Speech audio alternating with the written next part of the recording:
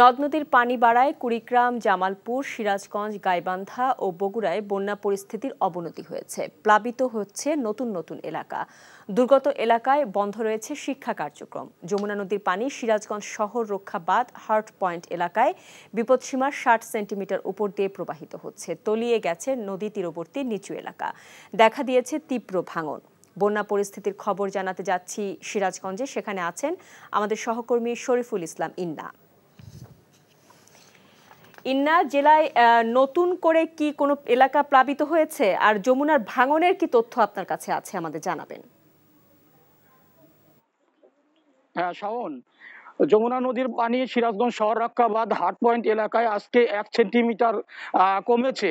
তো পানি কমলেও এখনো পর্যন্ত যমুনা নদীর পানি সিরাজগঞ্জ পয়েন্টে বিপদসীমার 60 সেন্টিমিটার উপর দিয়ে প্রবাহিত হচ্ছে। আপনি জানেন যে এবারের বর্ষা মৌসুম শুরুতেই সিরাজগঞ্জের যে 5টি উপজেলা রয়েছে, সিরাজগঞ্জের কাজীপুর, বেলকুচি, শাহজাদপুর, চোহালি এবং সিরাজগঞ্জ সদর, এই 5টি উপজেলা হচ্ছে যমুনা নদীর তীরবর্তী অঞ্চল এবং যমুনা নদীর পানি বাড়ার সঙ্গে সঙ্গে এই অঞ্চলগুলোতে কিন্তু ভাঙন দেখা দিয়েছে। তো আমরা যেটি দেখেছি যে সিরাজগঞ্জের কাজীপুরে এবং শাহজাদপুর উপজেলার জালালপুর, কৈজুরি, পাঁচিল এবং চোহালিতে পানি বাড়ার সঙ্গে সঙ্গে নদী ভাঙ্গন শুরু হয় এবং এখনো পর্যন্ত সেই নদী ভাঙ্গন অব্যাহত রয়েছে। তো পানি বৃদ্ধির কারণে সিরাজগঞ্জের যে আমি যেখানে দাঁড়িয়ে আছি, এটা সিরাজগঞ্জ সদর উপজেলা ছাতিয়ানতলী গ্রাম। তো এই গ্রামের কিন্তু অধিকাংশ ঘর বাড়ি পানিতে তলিয়ে গেছে, শিক্ষা প্রতিষ্ঠানও পানিতে তলিয়ে গেছে। তো যে কারণে এখানকার এই অঞ্চলের মানুষ ঘরে ফিরতে পারছে না। তাদের যে ঘরের মধ্যে যে খাবার দাবার রয়েছে, সেটি কিন্তু রান্না করার যে জায়গা পর্যন্ত কিন্তু তাদের নেই। তারা শহর রক্ষা যে বাঁধ রয়েছে, সেই বাঁধের উঁচু স্থানে তারা আশ্রয় নিয়েছে অনেকেই, এবং অনেকে খোলা আকাশের নিচেও অবস্থান, শহর রক্ষা বাঁধের যে ঝুঁকি ঘর রয়েছে, ঘর তুলে কিন্তু তারা অবস্থান রয়েছে। তো সিরাজগঞ্জের সার্বিক বন্যা পরিস্থিতির কিন্তু উন্নতি হয়নি, অবনতি হয়েছে। শিক্ষা কার্যক্রম বন্যা কবলিত এলাকায় বন্ধ রয়েছে এবং ৬,৫০০ হেক্টর ফসলি জমি সেটা যমুনা নদীর পানিতে, বন্যার পানিতে তলিয়ে গেছে। তো এই ছিল সিরাজগঞ্জ থেকে আমার কাছে সর্বশেষ। শাওন, যাচ্ছিলাম সিরাজগঞ্জে বন্যা পরিস্থিতির খবর।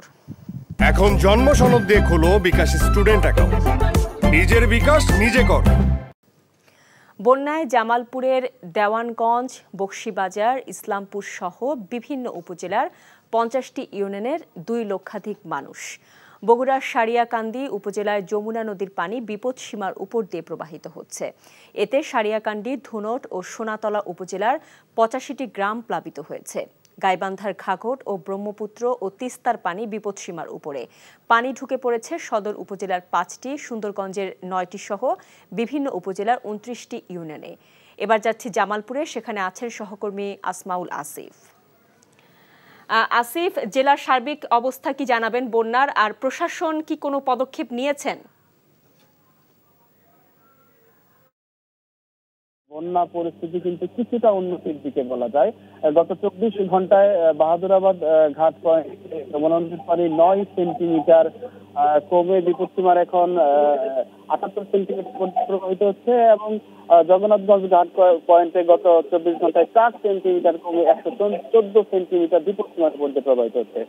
জেলার 5টি উপজেলার 50টি ইউনিয়নের অন্তত 2 লাখ মানুষ এখনো পানিবন্দী অবস্থায় রয়েছে। পানি কিন্তু কমছে, তবে খুব ধীর গতিতে পানি নামছে। আমি এখন অবস্থান করছি ইসলামপুর উপজেলার বলিয়াদহ উচ্চ বিদ্যালয়ে। এই বিদ্যালয়ে গতকালও প্রায় হাঁটু সমান পানি ছিল, তবে পানি যেভাবে কমছে সেভাবে আসলে মানুষের বাড়ি ঘরে ফেরার মতো অবস্থা এখনো তৈরি হয়নি। মানুষের দুর্ভোগ কিন্তু কমেনি, দুর্ভোগ ক্রমাগতই বাড়ছে। এখন মানুষের রান্না করে খাওয়ার মতো অবস্থা এখনো তৈরি হয়নি। যারা এখন আশ্রয় কেন্দ্রে অবস্থান নিয়েছে, তাদের কিন্তু সেই আশ্রয় কেন্দ্র থেকে বাড়িতে ফিরে যাওয়ার মতো অবস্থা বা পরিস্থিতি কোনোভাবেই তৈরি হয়নি। রান্নাঘরগুলো ডুবে রয়েছে, চুলাগুলো পানির নিচে ডুবে রয়েছে, তাদের জ্বালানি সংকট রয়েছে। এছাড়া শুকনো খাবার খেয়ে তারা খুব কষ্টে জীবনযাপন করছে। বন্যার্থরা জানিয়েছে তাদের আসলে এই মুহূর্তে রান্না করা খাবার বা রুটি এই ধরনের খাবার তাদের দরকার। আর প্রশাসনের পক্ষ থেকে জানানো হয়েছে 500 মেট্রিক টন চাল, 10 লক্ষ টাকা এবং 4,500 প্যাকেট শুকনো খাবার দুর্গত এলাকায় বিতরণ করা হয়েছে। তবে দুর্গত এলাকায় আমি যতটুকু ঘুরে দেখেছি তারা কিন্তু খুব একটা ত্রাণ সহায়তা পায়নি বলে উল্লেখ করেছে।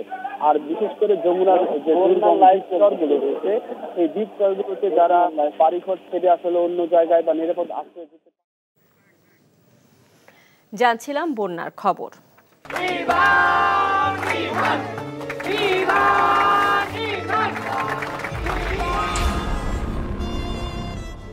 তো নিজের জীবনটা শেষ করলেন, সাথে আমারটাও শেষ করে দিয়ে গেলেন। আপনি এই মেয়েটাকে চেনেন না? না।